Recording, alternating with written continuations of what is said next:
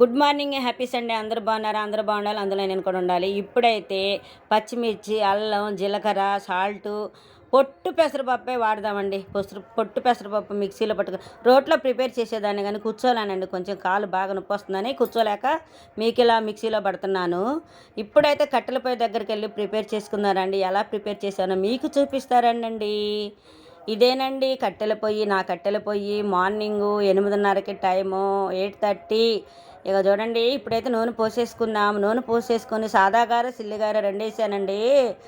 అస్సలకి తిన్న తర్వాత వీడియో అయితే అప్లోడ్ చేస్తున్నా. నెక్స్ట్ లెవెల్లో ఉందంటే నమ్మండి, నమ్మరు కదా. ఎందుకంటే ఇక అంత అంత సెలబ్రిటీ నేను కాలేదు. కానీ ఇంకొక విషయం చెప్తున్నానండి, సాయపప్పులు మినపగుండ్లు వాడొద్దండి. మన బాడీలు కొంచెం కడగటానికి ఇబ్బంది అవుతుంది, కానీ పనులు చేసుకొని వస్తున్నాగా.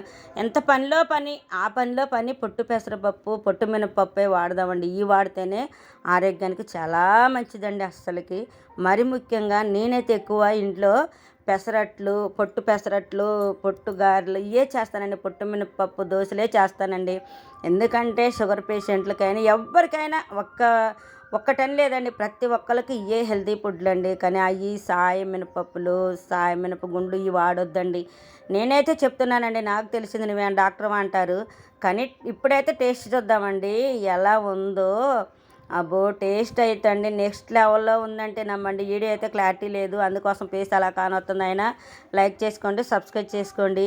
నా కట్టెల పొయ్యి మీద సబ్స్క్రైబ్ చేసుకోండి, కానీ కట్టెల పొయ్యే వాడాలి. ఎందుకంటే గ్యాస్ 3000 అంటున్నారు, దొరకక పాపం బండలు వేసుకొని తిరుగుతున్నారు. Like and subscribe. Bye bye. నా వీడియోని లైక్ చేయండి.